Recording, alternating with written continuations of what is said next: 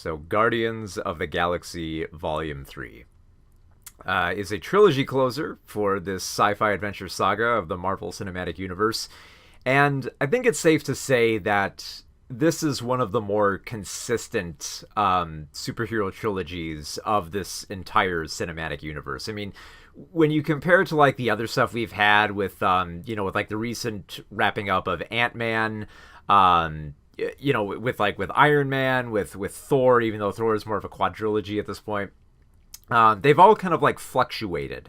But Guardians of the Galaxy has surprisingly remained fairly consistent. Like I wasn't as big on Volume 2 as a lot of people were. Of course, I love the first one because it was a big surprise, because who would think that you would care that much about, a talking raccoon and a talking tree and care about their adventures and be excited with what they were going to do next? But we were.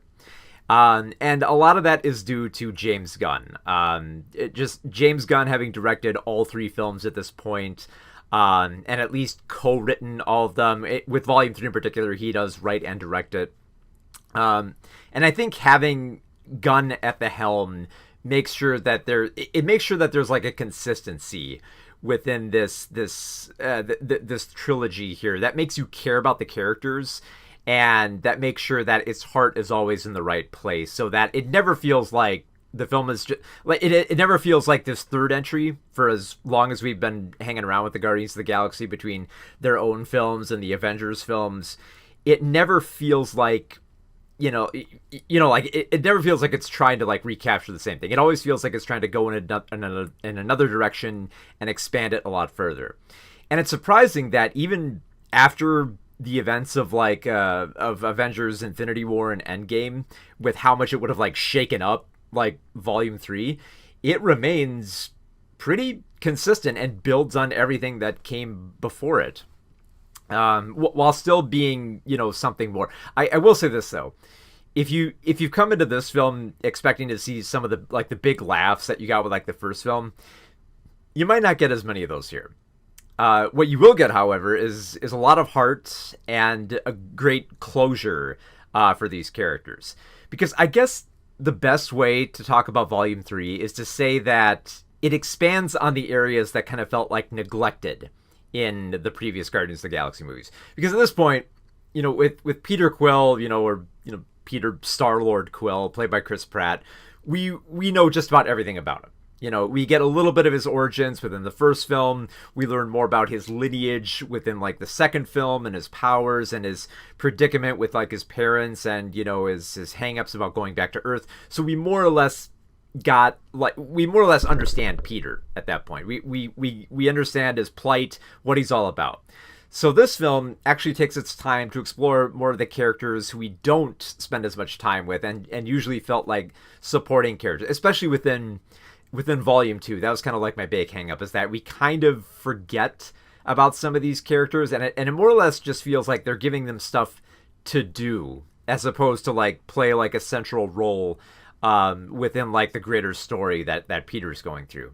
And in particular with Volume 3, we expand on Rocket, the raccoon, the talking raccoon voiced by Bradley Cooper, who we honestly haven't gotten a lot of development out of. Like, there's been like bits and pieces of his history that's been scattered throughout the first two films, but we haven't really gotten to know him that much. He's mostly just been like the wisecracking, talking animal who, he's got an attitude, he's got a weird dark sense of humor, and that's about all we know about him. We do know that he was experimented on, at least. Like, we got bits and pieces of that in the first film. But he's been very like tight-lipped about it.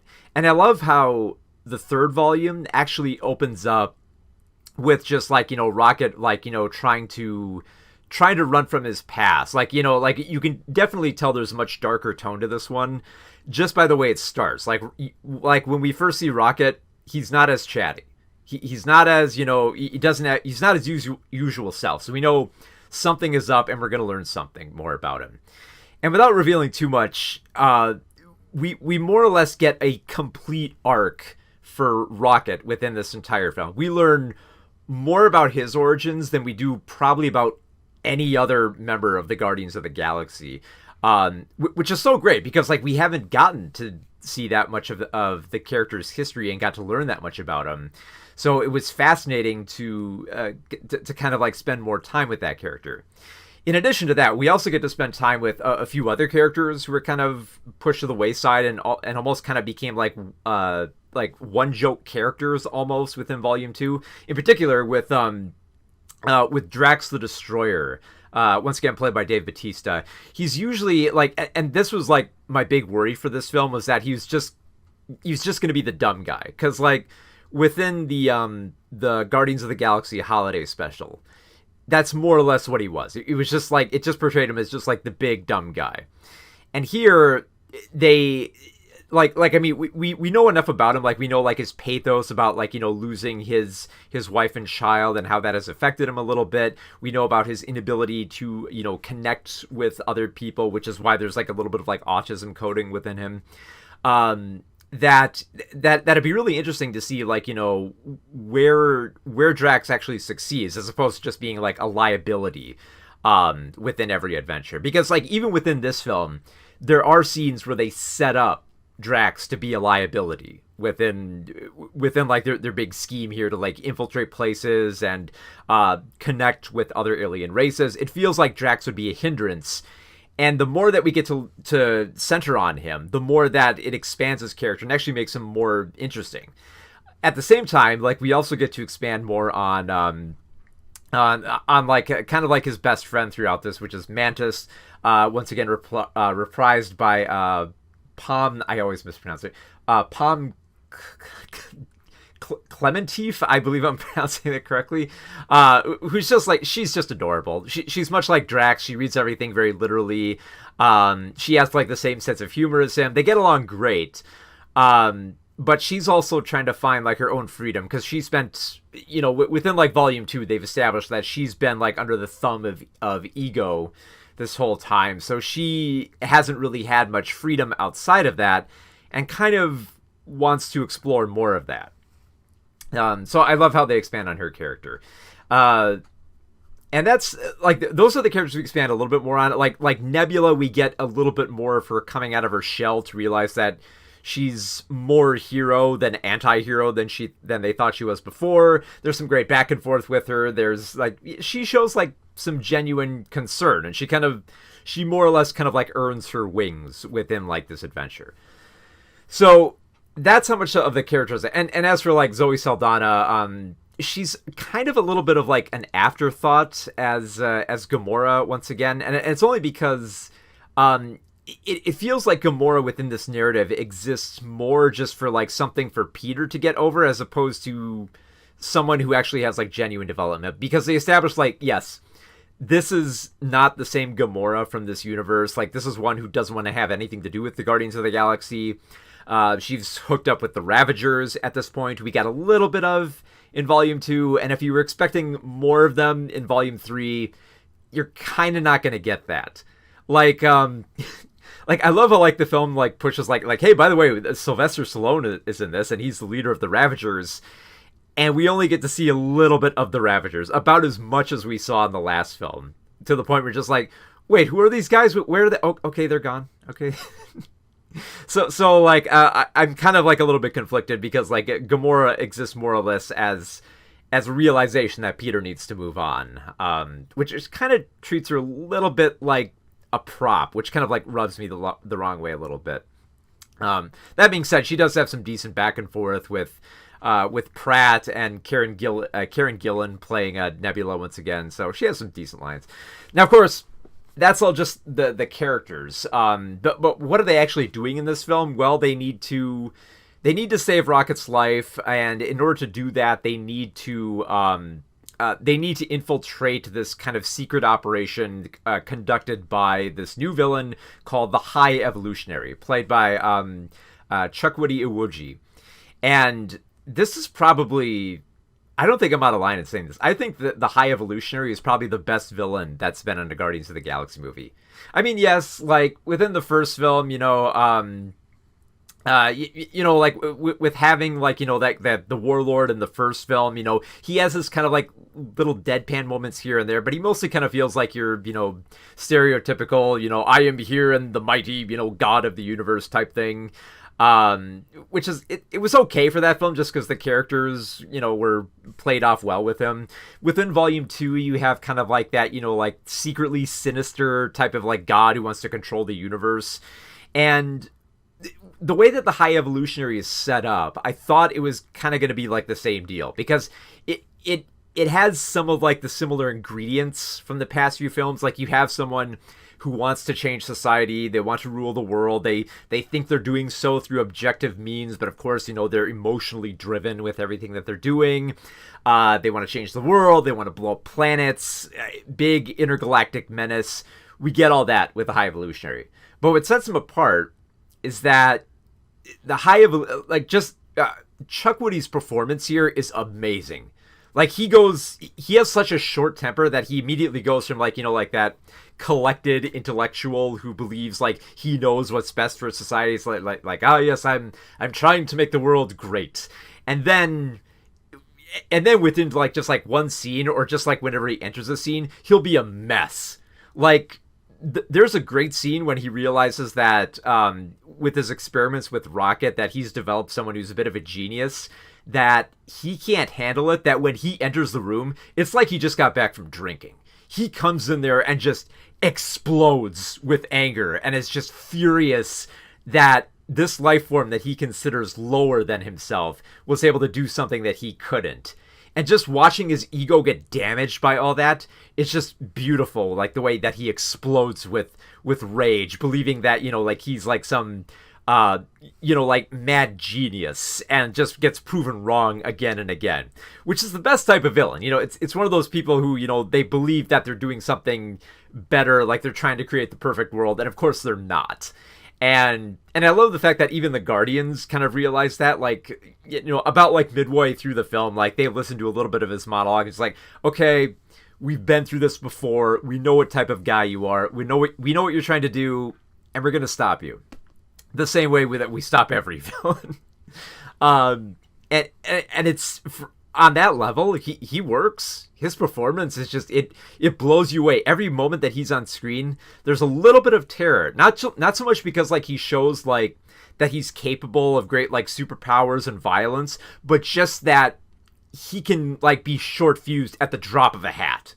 Like if just one thing is wrong or out of line, like he'll snap immediately. And that's what I think makes him such a great villain. In addition to that, thematically, he works great because like he's positioned himself as this person who believes that he's going to fix all the problems within the galaxy. Like he believes that if I just get like the genetic coding right and perfect this planet the way that it is, it'll be perfect. Like his whole deal is like he set up basically a proto-Earth. Like he likes the idea of Earth and has made this planet like, I'm not sure if they give it an official title, but it's like it's basically called Counter Earth. And it's like saying, look, I'm going to take everything that Earth has and I'm going to make it better. And then when they get there, it's like it's not like it's mostly just like Earth, but because like he's done all these Island of Dr. Monroe experiments on all these different creatures, it's basically like Earth if it was inhabited by hybrid animals. And that's about, because like it has all the same problems. Like it's got suburban sprawl. It's got creatures in back alleys dealing drugs and beating each other up, and like it seems like there's like a homeless situation going in on the planet. So of course all the Guardians look at this and they're like, "This is your idea of a perfect world?" And of course like the High Evolutionary is like, "Look, okay, let me take a mulligan. I'll do it better this time," because like his whole deal is like, if it's not working, I'll kill it and move on to something else. Which, of course, the Guardians have to combat and realize that, no, you don't have to, fix people who are a little bit broken. You just have to give them love and not just, kill them and start all over again. So thematically, it works really well here, especially with when you learn how dark Rocket's story is through all this, that it thematically plays out so perfectly that by the time there's a showdown between the High Evolutionary and Rocket, it's not just a matter of like who can shoot first or who has the best powers. it's a matter of like who's trying to like to make the greater argument against like, you know, genocide basically. And it works really well for that type of film. So yeah, like I said, it has a lot of heart. There's a lot of somber moments. There's a very, very tender moment where, you know, you're worried that Rocket's not going to make it through here. That the scene of, you know, of Groot, once again voiced by Vin Diesel, cradling Rocket actually inspires tears within the audience. And it's one of those things where it's like, it's kind of like one of those like those Ren and Stimpy type of scenes where it's just like, I'm going to make you cry, but I'm going to make you cry at the stuff you would not expect to cry about.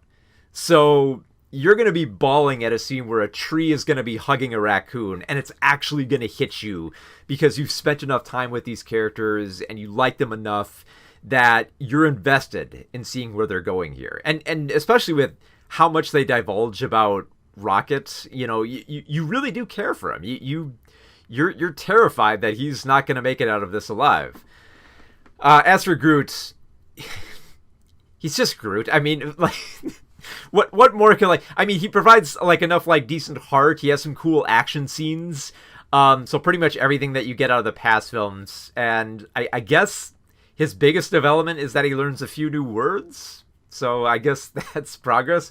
But that brings me to like the biggest fault of the film. And I guess when I say biggest, I mean like, it's not a hindrance. Like, it didn't take me out of the film. But I think the problem with this film is that throughout the Guardians of the Galaxy films, they've been building up so many characters that a lot of them kind of get pushed to the wayside where you don't get as much development with them.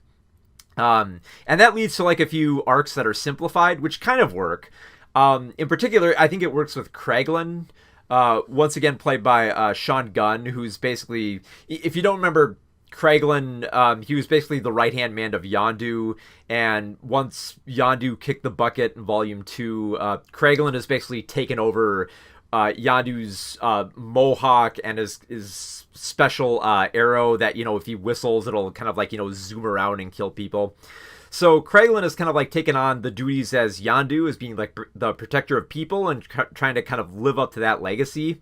And there's a decent enough arc for him, despite the fact that it's kind of bookended with everything else that's going on within the film, but I think it works for him, especially when you have him playing off of the talking dog Cosmo, voiced by Maria Baklava. Maria Baklava. I always mispronounce her name.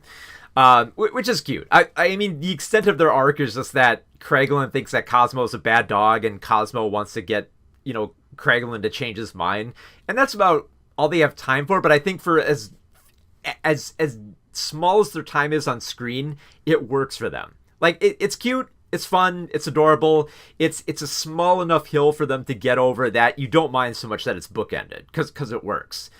I can't so much say the same thing for a new character who's introduced here, which is Adam Warlock. Now, if you might remember from Volume 2, which, my goodness, Volume 2 was like, what was that, like 2017? That was many years ago at this point. But you might remember at the end of Volume 2, they introduced Adam Warlock. Was going to be like this new being developed by the was that golden alien race. What are they called? The Sovereign. That's what they were. You might remember the golden people, the Sovereign, the people they ripped off at the beginning of Volume 2. They more or less play a little bit of a role here. And when I say a little bit of a role, it's mostly just like a supporting role. So like Adam Warlock is played by Will Porter, and there's a good premise behind Adam. Like, Adam's whole deal is he's supposed to be like this magnificent warrior. He can zoom through space. You know, he doesn't need oxygen to survive out there. He can shoot energy rays. You know, he's super powerful and all that. But he has like a childlike mind, and he has a little bit of like mommy issues where like he feels like he's being controlled by his mother, and he wants to set out on his own, and he doesn't feel like he's that well appreciative or utilized, especially for the fact that he's utilized by the High Evolutionary. He's just kind of like a backup. Like, he's not even like a secret weapon. He's just like, okay, you're here, I guess, like, you know, if my plans go awry, like, I'll have you on standby, but other than that, I don't really have a use for you.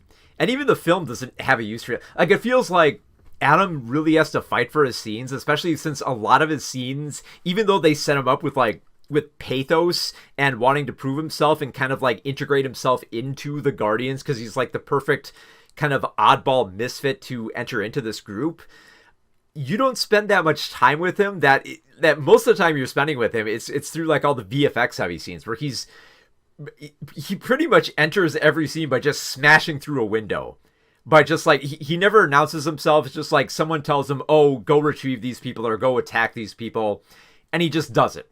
And they don't even like set it up. It's not like, Adam, go. It's just like, okay, it's this guy again, and it's like, okay, we'll deal with him. And I mean, like, to be fair, he does play a decent role in the finale, but you don't really spend that much time with him.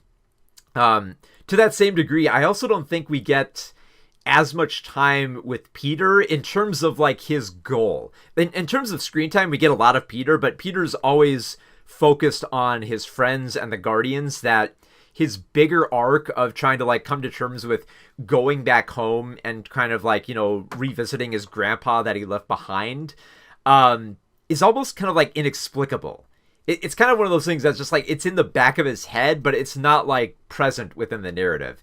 And I'm kind of I'm kind of two minds of that, because like on one hand, yes, it's not as well developed where you feel like, it's something that's earned by the end that it becomes part of the finale.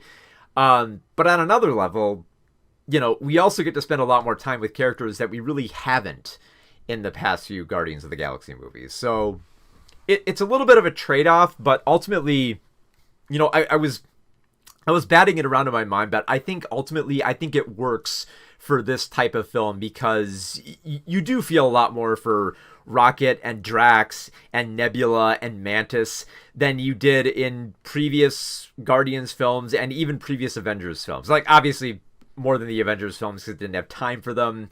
But it feels like within Volume 3, especially since it runs well over 2 hours, you do have a lot more time to spend with these characters, and you do get to love them a bit more than just outside of just their like eccentricities, which like those are the easy things to fall back on. But given that this is a trilogy closer, you want to have, it feels like you want to learn more about them rather than just have them set off on another adventure and fight another villain the same way that they've done the same way before.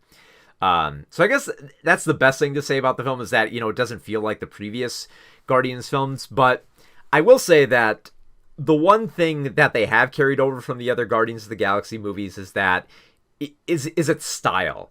Just like the way that the shots are set up and the colors that are used and the vibrancy and the tone is all so beautiful here. In particular, one of the most eye-popping scenes is where they have to infiltrate a corporate cybernetic organization that occupies the satellite made entirely of organic matter. So like it's a good change of pace, because like here's like this satellite that doesn't look, it's all just like rocks and metal. Here it's all this like weird fleshy material, and once they actually enter the interior, it's all like these like weird sterile whites and this gooey yellow stuff that they use for all their consoles, and they have these weird like kind of like what look like golf balls for their communicators, and they have weird bulky chest armor that looks like it looks like insects. It reminded me of those like what are those like those Venture Brothers from the Venture Brothers. They had like that whale themed villain who had like was it like krill or something like that. They had that weird armor. It kind of reminded me of that.